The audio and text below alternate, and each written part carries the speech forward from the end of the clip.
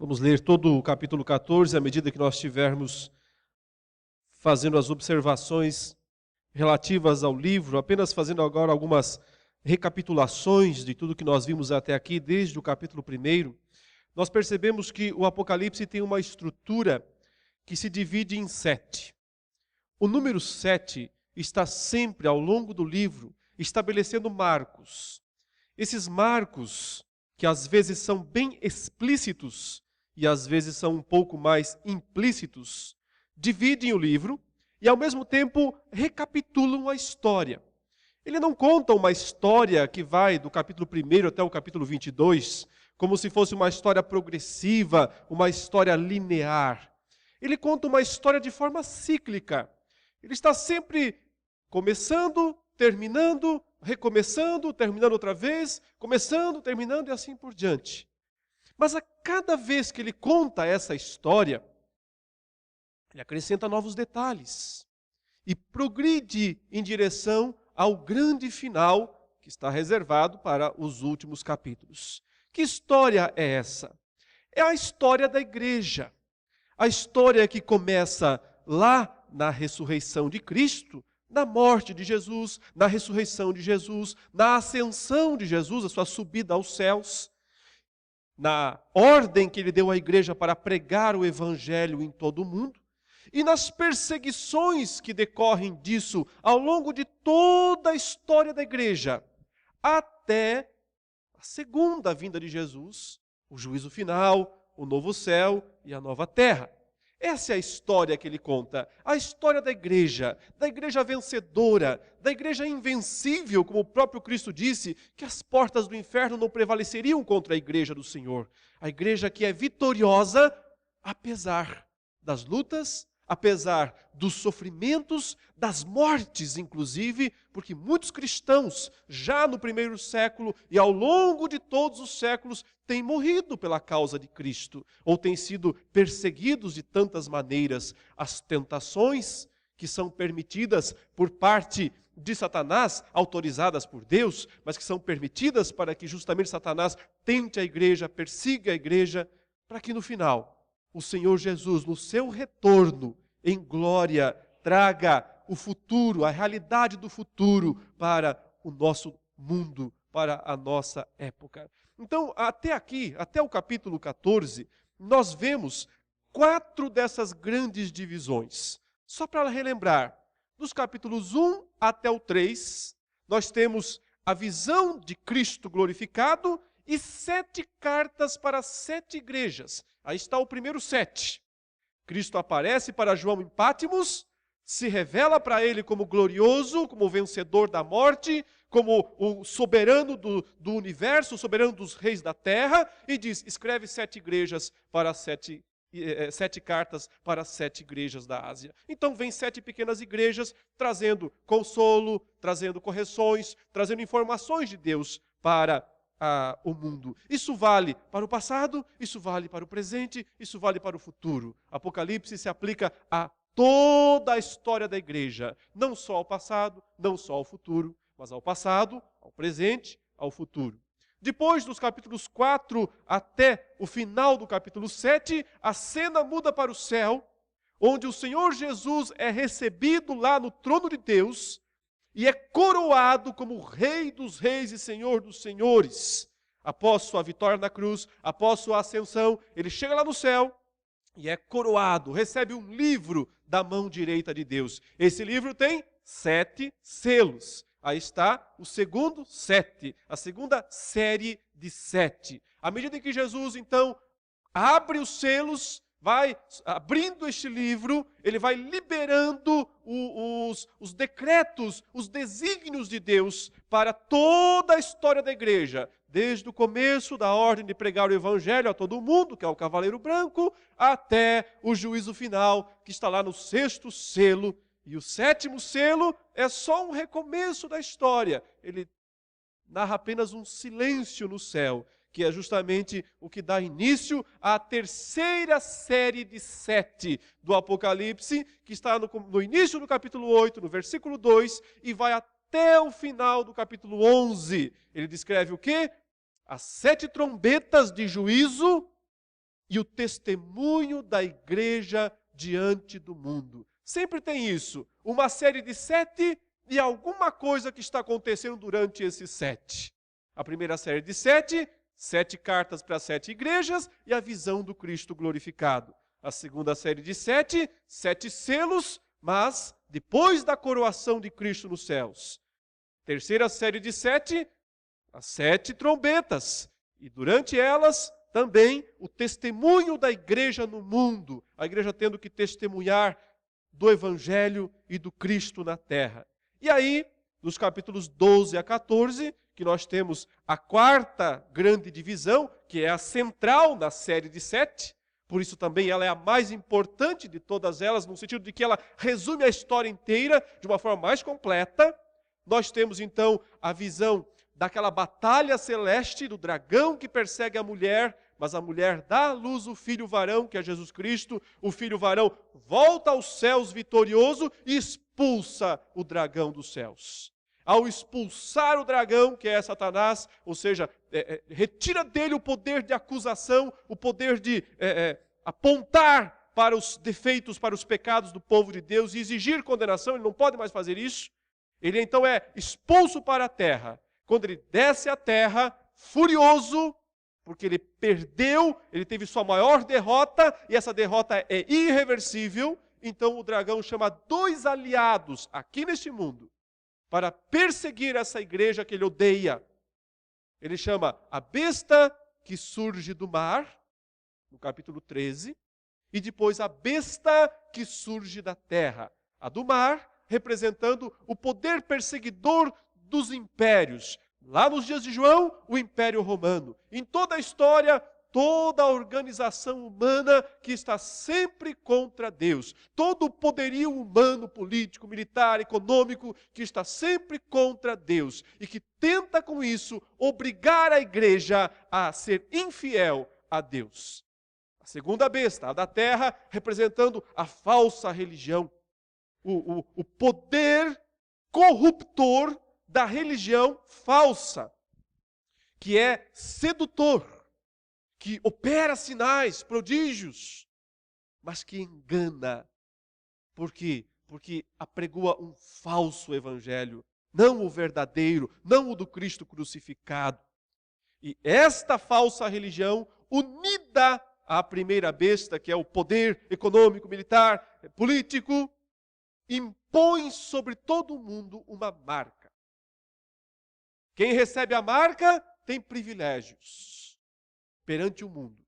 Quem não recebe a marca tem sérios problemas diante do mundo. É restrito, não pode mais desempenhar livremente suas funções. Vai sendo excluído da sociedade, vai ficando de lado. E assim impõe-se o grande teste para a igreja. Ela é fiel a quem? Ao Cordeiro ou ao mundo? Receber a marca da besta é viver o padrão mundano. É fazer aquilo que o mundo apregoa como certo, como correto. Quem faz isso tem vantagens no mundo. Quem não faz isso sofre perdas, restrições perante o mundo. E aí, aquele que se deixa marcar, por sua vez, reconhece estar fora da igreja de Deus. Porque todos são marcados, todos, neste mundo. Uns recebem a marca do mundo, a marca da besta. Outros recebem a marca de Deus, do Pai, do Filho e do Espírito Santo. E cada um vive, tem que viver, em respeito a essa marca que tem. Depois disso, então, agora, nessa quarta sessão, vai iniciar a próxima série de 7. São 7 vozes celestes, 7 pronunciamentos celestes, que apregoam, basicamente, as razões da vitória da igreja e, ao mesmo tempo, as punições destinadas àqueles que são marcados com a marca da besta. O verso 1 do capítulo 14 diz: Olhei, e eis o Cordeiro em pé sobre o monte Sião, e com ele 144.000, tendo na fronte escrito o seu nome e o nome de seu pai. Ouvi, olha aí, uma voz do céu, é a primeira dessa série de 7, uma voz do céu, como voz de muitas águas, como voz de grande trovão.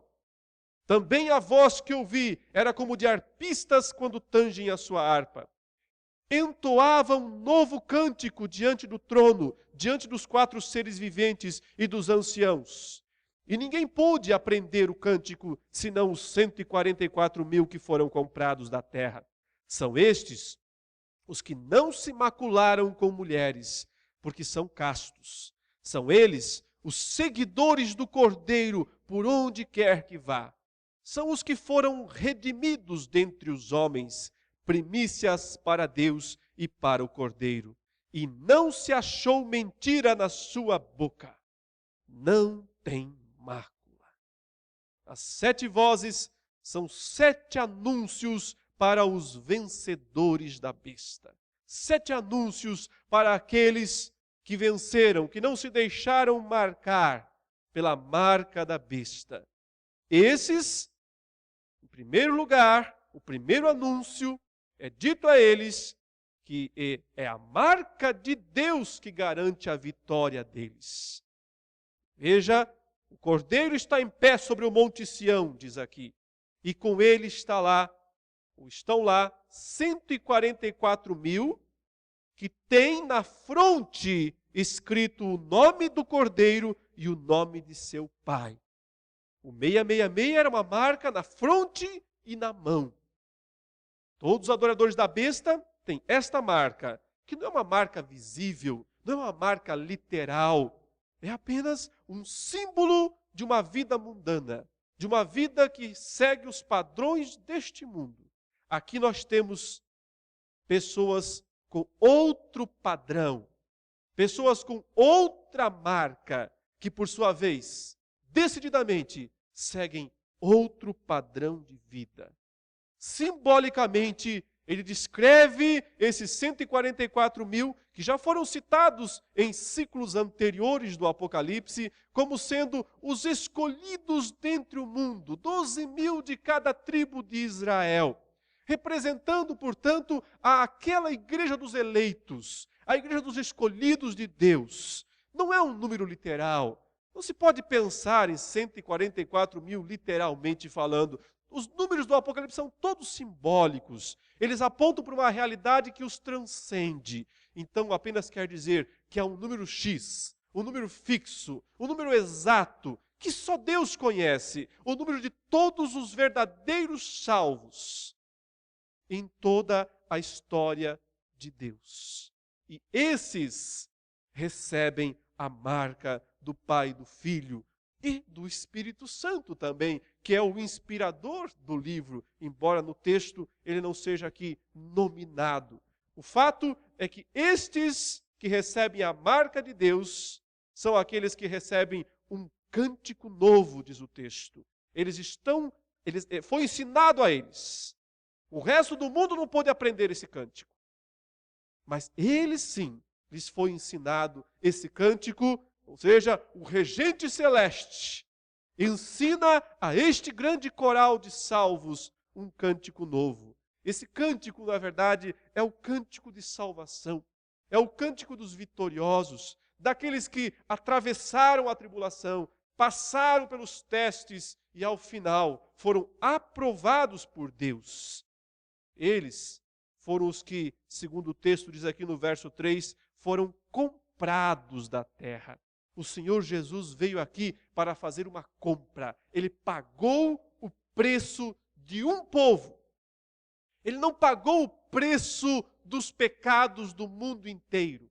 Senão, o mundo inteiro seria salvo. Ele pagou, ele comprou da terra um povo. Esse povo tem um número limitado, específico, que só ele, só Deus conhece. Aqui, simbolicamente, esses são descritos como aqueles, no verso 4, que não se macularam com mulheres, porque são castos. É preciso entender o simbolismo da passagem. Até porque, em lugar algum na Bíblia, nós encontramos algum tipo de condenação divina ao casamento. Ao contrário, o casamento está na própria ordem da criação. O casamento é algo que glorifica, que dignifica a Deus. Portanto, o Senhor não considera uma classe especial de homens que não se relacionaram com mulheres e que ficaram castos, que ficaram solteiros a vida inteira, como se isso fosse uma classe superior. Nós temos que pensar aqui em outro sentido, que é o sentido de que a igreja do Senhor é representada perante Ele como uma noiva. Essa noiva precisa ser casta. Essa noiva precisa ser virgem. Então, o simbolismo é o mesmo. Quando ele diz, esses são castos, ele está descrevendo a igreja como uma noiva, como uma virgem que se apresenta pura, sem mácula perante o Senhor. Mas é preciso lembrar que ela não tem essa característica por si mesma, inerente. Ela tem isso porque ela foi comprada, porque ela foi resgatada. Então, foi o próprio noivo que a purificou. Foi o próprio noivo que a limpou. Ela não era pura por si mesma, mas o noivo é que a purificou através do seu próprio sangue. O texto continua dizendo que esses são os seguidores do Cordeiro, por onde quer que vá. São os redimidos, mais uma vez a palavra comprado.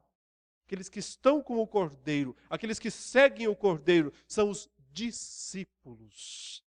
Ninguém pode pertencer a Cristo, se não anda com Ele.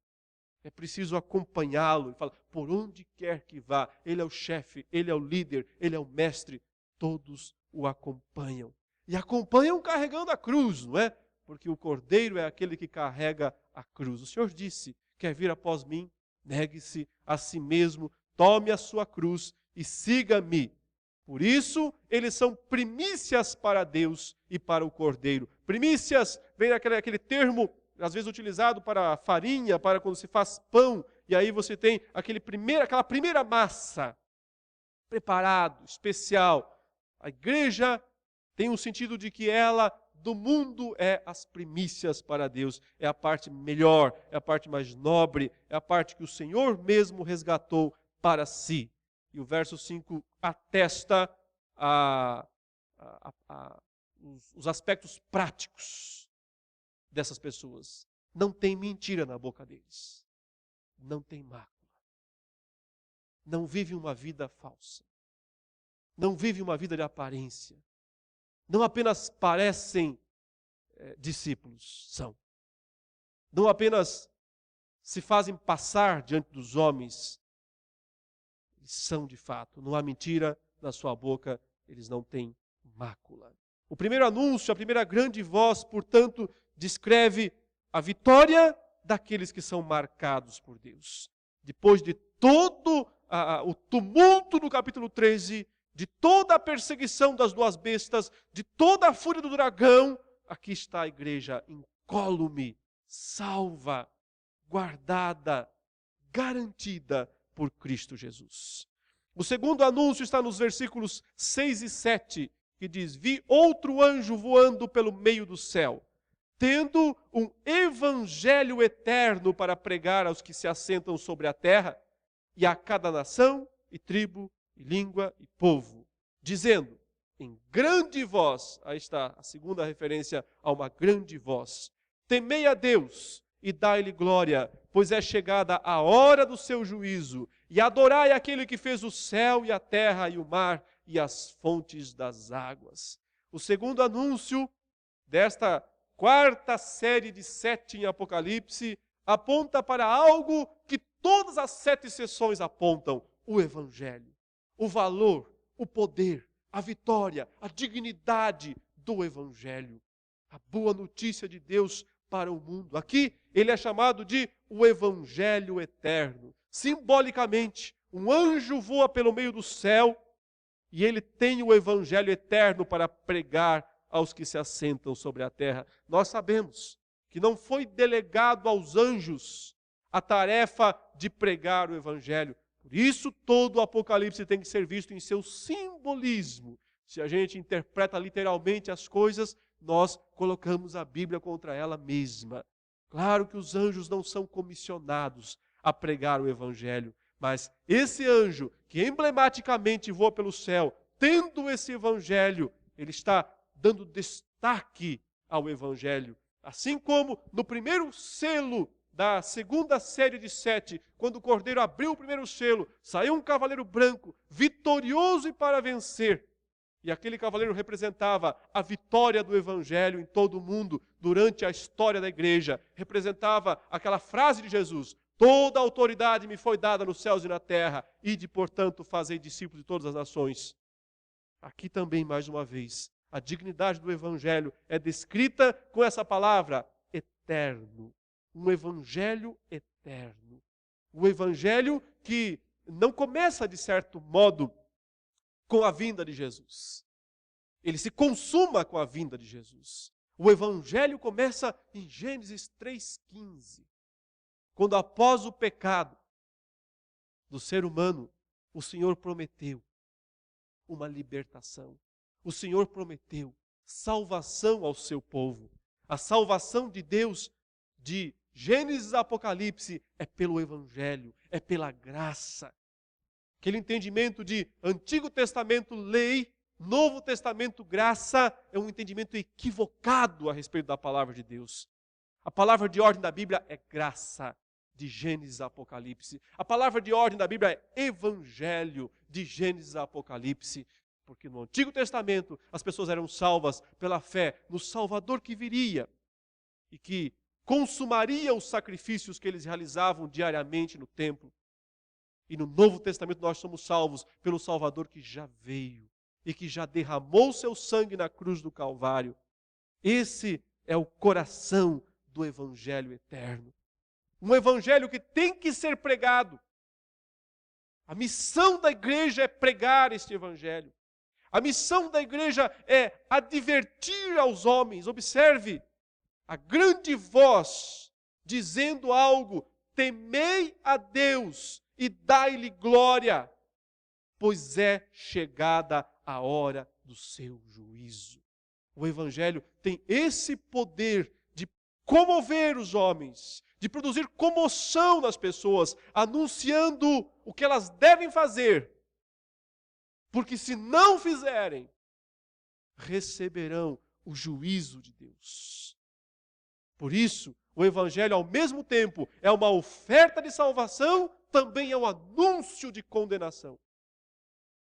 Porque todo aquele que rejeita o Evangelho está antecipadamente condenado, sem qualquer outra possibilidade de salvação. O Evangelho quer trazer o mundo aos pés de Deus. Por isso diz: adorai aquele que fez o céu e a terra e o mar e as fontes das águas. O Evangelho veio para reconduzir, realocar o mundo ao seu lugar, aos pés de Deus, como adorador de Deus.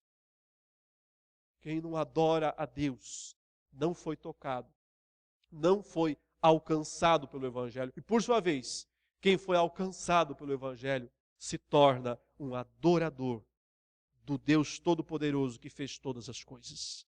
Então vem a terceira voz no verso 8. Seguiu-se outro anjo, o segundo desta série de 3 anjos que anunciam aqui dos versículos 6, 7, 8 e 9. Porém, a voz já é a terceira, porque nós temos lá no início a primeira, a grande voz. Então, embora ele diz, seguiu-se outro anjo, o segundo, mas a voz já é a terceira, dizendo: caiu a grande Babilônia, que tem dado a beber a todas as nações do vinho da fúria da sua prostituição.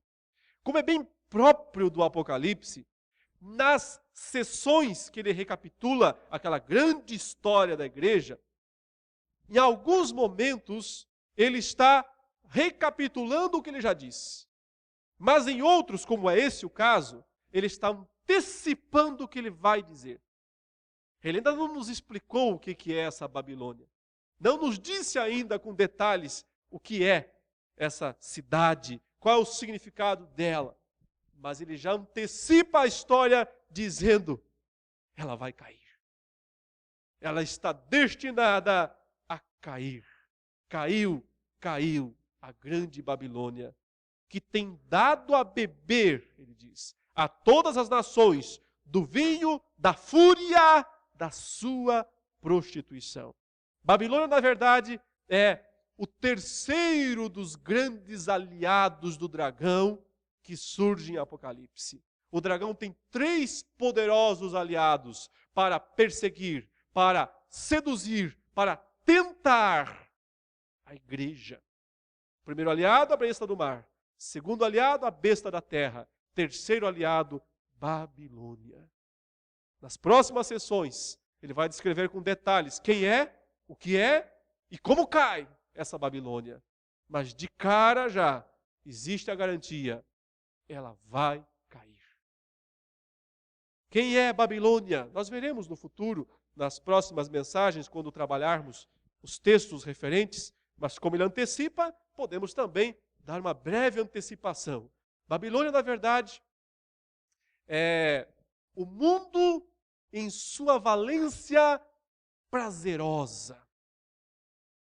Primeira besta, o poder, a força, a imposição que vem dos governos, do poder político, econômico, militar, esse lado da humanidade.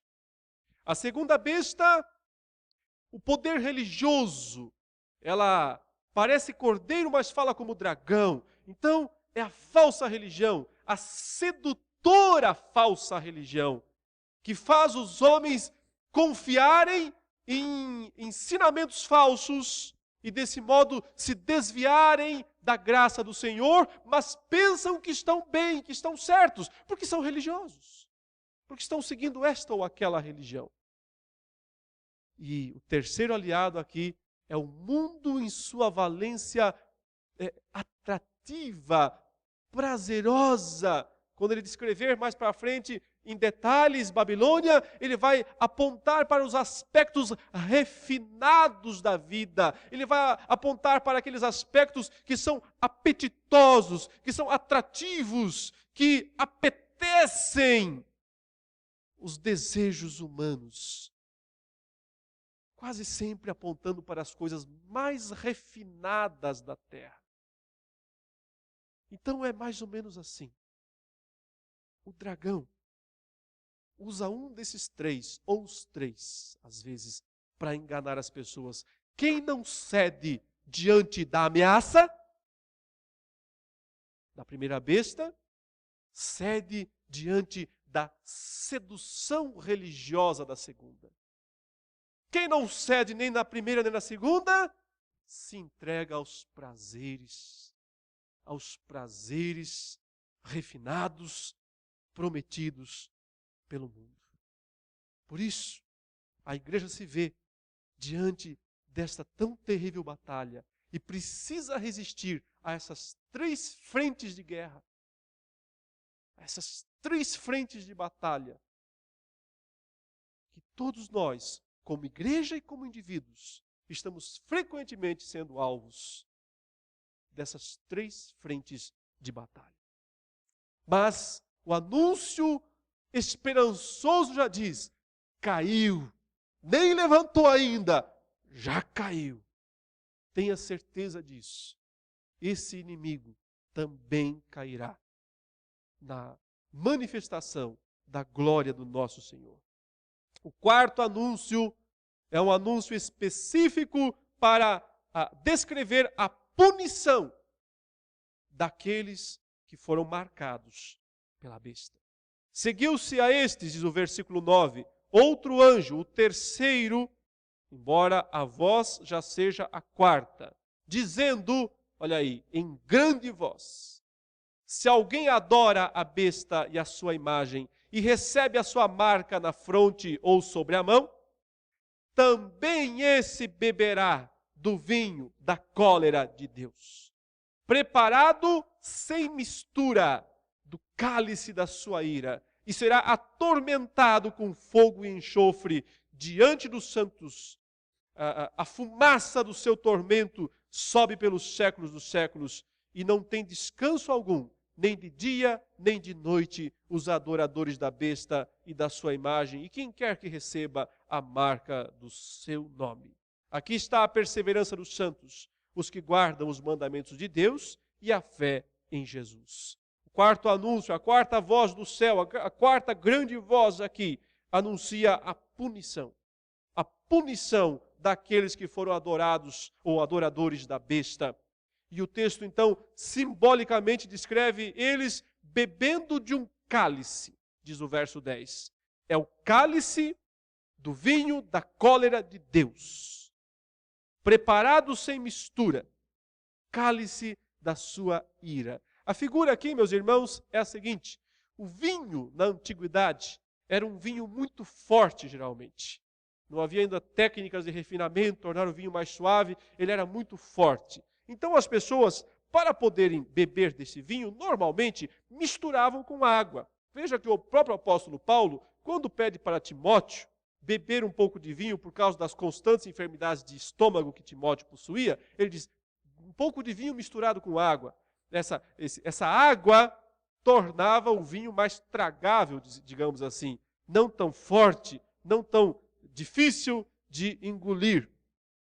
A figura aqui de um cálice sem mistura dá a ideia então de uma punição completa, total, sem nenhum atenuante. Não vai ter alívio. É a punição máxima. Hoje, neste mundo, Deus demonstra simultaneamente ira e graça. A Bíblia diz que Deus mostra a sua ira dos céus contra toda a impiedade e perversão dos homens que detêm a verdade pela injustiça, lá em Romanos 1, 18, 19.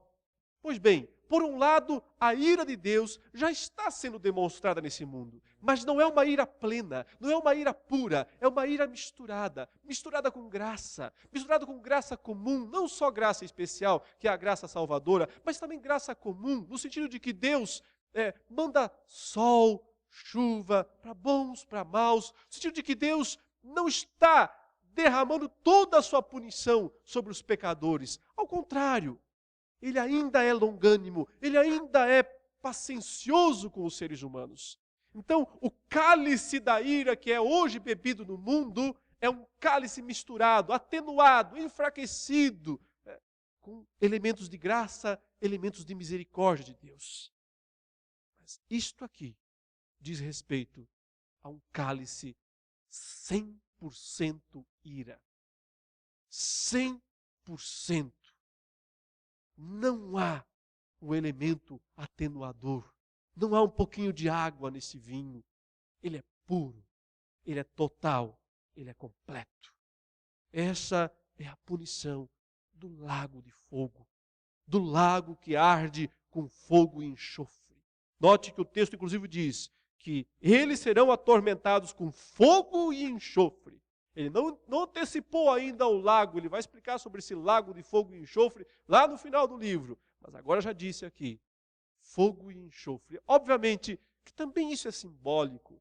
Não se deve esperar um lago verdadeiro com fogo, com enxofre, mas deve-se esperar o tormento que esses elementos simbolizam.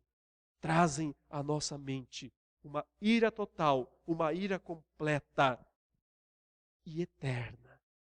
O verso 11 diz, a fumaça do seu tormento sobe pelos séculos dos séculos. Não há alívio, não há interrupção. É pelos séculos dos séculos. Olha a descrição, não tem descanso algum. Nunca. Nem de dia, nem de noite. Os adoradores da besta e da sua imagem, e quem quer que receba a marca do seu nome. Muitas pessoas não temem o inferno, o lago de fogo. Pensam que talvez não será tão ruim, Eu vejo de vez em quando as piadinhas por aí, né, escrevendo que o inferno até tem uma coisa de bom, que tem uma coisa de vantajoso. Ilusão. Total ilusão. A descrição é do mais puro, do mais completo, do mais absoluto desespero. Sem descanso, sem folga, sem interrupção, sem pausa, pelos séculos dos séculos. Trocar uma vida aqui, uns poucos dias talvez de prazeres em Babilônia, por uma eternidade. Mau negócio, péssimo negócio. Mas tantos têm vivido sua vida aqui, se esquecendo destes séculos dos séculos. E por isso o versículo 12 diz: aqui está a perseverança dos santos. No sentido de dizer, entendeu por que vale a pena aguentar? Entendeu por que vale a pena suportar todas as pancadas que vierem deste mundo? Aqui está a perseverança dos santos, os que guardam os mandamentos de Deus e a fé em Jesus. Entendeu por que vale a pena? Porque você estará livre disso. Porque você estará livre dessa fumaça, desse tormento que sobe pelos séculos dos séculos. Entendeu por que vale a pena? Se algum de nós experimentasse um pouquinho mesmo desse lago de fogo, nós entenderíamos de fato, completamente, por que vale a pena. Mas não precisamos e não iremos experimentar. Confiemos então na palavra, no que está escrito, no que está revelado e por que vale a pena perseverar até o fim. E suportar o que tiver que suportar deste mundo. Por outro lado, o versículo 13 enaltece a morte dos santos. A quinta das vozes celestes, das grandes vozes celestes, diz o verso 13, então ouvi uma voz do céu dizendo, escreve, bem-aventurados os mortos, que desde agora morrem no Senhor. Sim, diz o Espírito, para que descansem das suas fadigas, pois as suas obras os acompanham. Aqui está a perseverança, ele disse. Aqui está o porquê vale a pena sofrer privações neste mundo. Aqui está porque vale a pena morrer, se for preciso, para manter a fidelidade a Cristo. Ele diz, porque um martírio não fica sem recompensa. Um dos assuntos que João está sempre tratando em todas as 7 vezes que ele conta esta grande história em Apocalipse, é a situação dos mortos. Ele está sempre voltando a ela. Ele disse, por exemplo, lá no 5º selo daquele livro que Jesus abriu, que está na segunda dessa contagem de João, ele diz que ele viu as almas dos decapitados debaixo do altar nos céus, vestidos de vestiduras brancas, e clamavam a Deus dizendo, até quando, Senhor soberano, não julgas nem vingas o nosso sangue daqueles que habitam sobre a terra, dos que nos mataram? Foi dito a elas que repousassem um pouco mais, até que se completasse o número dos servos, dos conservos, que também iam ser mortos, como aquelas pessoas foram. E aqui ele diz, sim, aqueles que morrem, aqueles que pagam o preço de uma vida por Cristo, mesmo que o preço seja a morte, saibam de uma coisa, são bem-aventurados. Ele dá 7 bem-aventuranças no livro. E essa bem-aventurança central aqui é justamente para os mártires, para aqueles que morrem no Senhor. Os que morrem no Senhor. Talvez não se aplique apenas àqueles que são mortos diretamente, decapitados, como aqueles lá do quinto selo. Talvez não se aplique àqueles que vão a tribunais romanos e foram executados, mas também se aplique àqueles que morrem em Cristo. No sentido de que até o fim, até o último dia, até o último suspiro, eles continuam em Cristo, apesar das privações, das restrições, das provações, das tentações, das perseguições. Isso também é ser um mártir por Cristo. Isso também é ser uma testemunha até o fim, até o último instante, até o último momento. E aí recebem a promessa da recompensa, sim, diz o Espírito, para que descansem das suas fadigas. Porém, não é só descanso, é uma expectativa de recompensa, pois as suas obras os acompanham. Ou seja, sobe com eles até lá na presença de Deus. As suas obras, aquilo que fizeram, não para serem salvos, porque ninguém é salvo pelas obras, mas é salvo pela fé, pela graça, mas aquilo que fizeram porque eram salvos. E porque sendo salvos, viver uma vida vibrante para Deus, viver uma vida plena para Deus, tanto no sentido de rejeitar o pecado, rejeitar as propostas do mundo, quanto no sentido de fazer, efetuar, pregar o evangelho que tem que ser pregado, e testemunhar com obras e com palavras da glória de Cristo. Esses, a conta celeste deles está garantida, esta é a ideia. A conta celeste está garantida, ninguém vai mexer no seu patrimônio.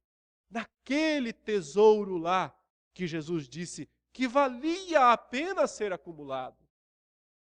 Não acumuleis para vós outros tesouros sobre a terra, onde a traça ferrugem, corrói, o ladrão rouba. Acumuleis para vós outros tesouros nos céus. Esse é o tesouro, essas são as obras que acompanham, esses são os valores que o Senhor reserva para os seus, lá naquele lugar onde traça, ferrugem, ladrão. Nenhum desses aspectos podem ameaçar. O sexto anúncio é o anúncio do ato divino final, de recolher o trigo. Agora, as duas vozes finais aqui, a sexta e a sétima, vão estabelecer um contraste entre o trigo recolhido e as uvas esmagadas. Isso é uma figura dupla daquilo que provavelmente o João Batista já havia anunciado a respeito da missão de Jesus. Ele falou, o que vem depois de mim é mais poderoso do que eu, não sou digno de desatar suas sandálias. Ele vai fazer o seguinte, duas coisas. Vai recolher o trigo no seu celeiro e vai queimar a palha em fogo inextinguível. Então, ao mesmo tempo em que ele salva os seus, ele destrói aqueles que não lhe pertencem. O sexto anúncio celeste mostra o recolher do trigo. O sétimo mostra o esmagar das uvas. Olhei, diz o versículo 14, e eis uma nuvem branca. E sentado sobre a nuvem, um semelhante a filho de homem, tendo na cabeça uma coroa de ouro, e na mão uma foice afiada. Outro anjo saiu do santuário, gritando em grande voz, para aquele que se achava sentado sobre a nuvem, toma a tua foice e ceifa, pois chegou a hora de ceifar, visto que a seara da terra já amadureceu. E aquele que estava sentado sobre a nuvem passou a sua foice sobre a terra, e a terra foi ceifada. Então, assim como a figura também de João, capítulo 4, em que Jesus diz, olha os campos que já estão brancos, prontos para a colheita, lá também significava o povo eleito que estava preparado para ser salvo. Aqui, portanto, eu interpreto essa figura como sendo aquele momento final em que Cristo retira a sua igreja do mundo. Então nós teríamos aqui uma menção àquilo que Paulo descreve nas suas cartas, especialmente aos Tessalonicenses, o arrebatamento da igreja. O Senhor Jesus retirando a sua igreja do mundo. porque depois que ele retirar, vem o esmagar das uvas, vem a destruição dos ímpios, dos perversos. Assim, o arrebatamento nunca é no começo, nunca é uma ideia pré-tribulacionista. É sempre depois da tribulação, é sempre depois da provação, depois de enfrentar os inimigos, depois de ser testado, depois de enfrentar o mal. Aí, passou no teste, venceu, morreu até mesmo, como é o caso aqui da quinta voz. Então chega a hora do Senhor recolher a sua igreja. Uma figura que vem do Antigo Testamento, do arrebatamento, é a figura de Deus mandando seus anjos retirarem Ló e sua família de Sodoma e Gomorra. Os anjos descem às cidades da campina e os anjos vão lá e retiram a família de Ló. Pegam pela mão, não queriam sair, e os levam para fora da cidade. Assim que eles estão fora da cidade, chove fogo e enxofre sobre as cidades da campina. Portanto, o arrebatamento da igreja não é Deus livrando a igreja da tribulação, não é Deus livrando a igreja da perseguição do mundo, é Deus livrando a igreja do seu juízo sobre o mundo. É Deus retirando a igreja antes que Ele destrua tudo o mais. Para não destruir a sua igreja com o mundo, Ele a retira antes. Ele não retira a igreja para não ser perseguida. A igreja precisa ser perseguida. Está no script, está no plano de Deus, que ela seja perseguida. Porque isso é um teste para a fé verdadeira, mas não está no plano. Que ela seja destruída com o mundo nos flagelos de Deus. Portanto, o arrebatamento acontece antes que Deus derrame os flagelos dele sobre o mundo.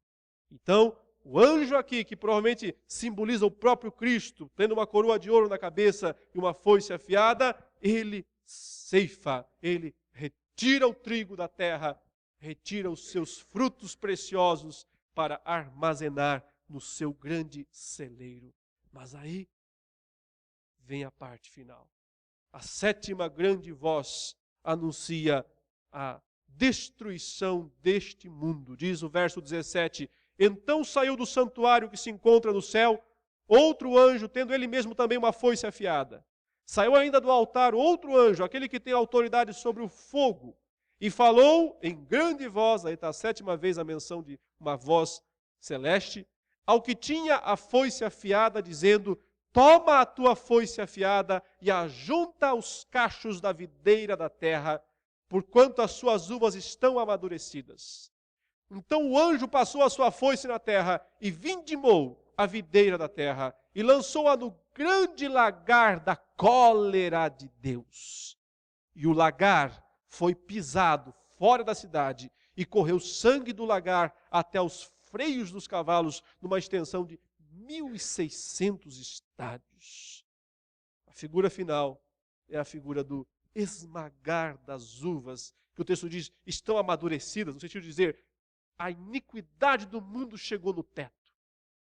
É uma figura do Antigo Testamento de quando a plenitude do mal alcança o seu nível máximo, então Deus reage, então Deus vinga, então Deus destrói. Aqui, o sentido é esse. Deus permitiu, está permitindo, permitirá que o mal cresça na sociedade, até chegar no último nível, no último limite. Isso significa tempos de impiedade cada vez maiores, tempos de lascívia, tempos de perversões, tempos de violência, tempos de pecado aflorando cada vez mais em todo o mundo, até que fique maduro, até que chegue ao ponto máximo do mal. Então chegará a hora das uvas serem colhidas. Elas são colhidas, mas não são recolhidas, elas são jogadas no lagar. O lagar era aquele grande, um recipiente enorme em que se jogavam lá dentro as uvas para que as pessoas pisassem. E ao pisar, saía o suco para então produzir depois o vinho, aqui no sistema, um sistema bem primitivo, né, de realizar, de extrair o vinho da uva para depois ser fermentado. Aqui, simbolicamente, essas uvas que são os ímpios, é o mundo em sua maldade e perversão, então é lançado nesse lagar e o Senhor pisa. A figura do cavaleiro do capítulo 19, quando na sexta sessão ele descrever, diz que ele pisa o lagar da fúria, da cólera do Deus Todo-Poderoso. Então é o próprio Cristo esmagando todos os seus inimigos de uma forma total e assombrosa. O texto diz, corre sangue. Esmaga a uva, mas corre sangue. Você percebe o simbolismo? Você não deve pensar em uvas. Você tem que pensar em pessoas. O sangue corre até a altura dos freios dos cavalos. Numa distância de milhares de quilômetros. Uma coisa absolutamente assombrosa. É claro que é simbólica, não é?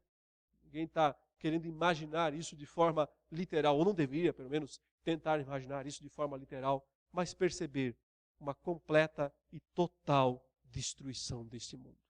E assim finaliza a quarta, a maior das sessões, né, recapitulativas aqui do Apocalipse. E o que aprendemos com essa grande quarta sessão, né, desde o capítulo 12 até aqui, aprendemos que o nosso Deus reina, que Cristo venceu, triunfou sobre Satanás, o expulsou do céu, precipitou a terra. E aí está a explicação da fúria dele e por que ele, o dragão, Satanás, persegue a igreja com seus 3 aliados. A primeira besta, a segunda besta e Babilônia, que já é aqui pré-anunciada e também anunciada a sua queda. Ao mesmo tempo, a igreja, no meio de toda essa turbulência, tribulação, precisa se manter pura, santa, casta. Diante da prostituição do mundo, ela tem que se manter pura, santa, casta. Ao mesmo tempo, a igreja precisa pregar o evangelho para um mundo que não quer ouvir o evangelho, mas ela tem que pregar esse evangelho confiando no poder de Deus, confiando na intervenção dos céus na terra. Enquanto isso, se preciso for, ela resiste às marcas da besta, ela sucumbe e morre se for necessário pela causa de Cristo, mas ao mesmo tempo ela sobe e as suas obras o acompanham, ela está garantida a sua conta celeste acumulada por tudo que ela faz aqui na terra. E finalmente, chegará o dia quando o Senhor recolherá o trigo no seu celeiro, mas pisará as uvas no lagar da ira de Deus. Por tudo isso, nós aprendemos que vale a pena ser crente e vale a pena ser fiel a Deus. Agora, é muito perigoso ser um crente mentiroso. É muito sério, é muito arriscado. Por quê? Porque está correndo o risco de enfrentar o lagar da ira. Porque está correndo o risco de enfrentar e beber o cálice sem mistura pelos séculos dos séculos, sem descanso. É muito perigoso ser ímpio e muito perigoso ser um falso crente. Mas é recompensador perseverar. Aqui está a perseverança dos santos. A certeza do reino vindouro, a certeza da vitória de Cristo. Que Deus nos abençoe e nos fortaleça, em nome de Jesus. Amém.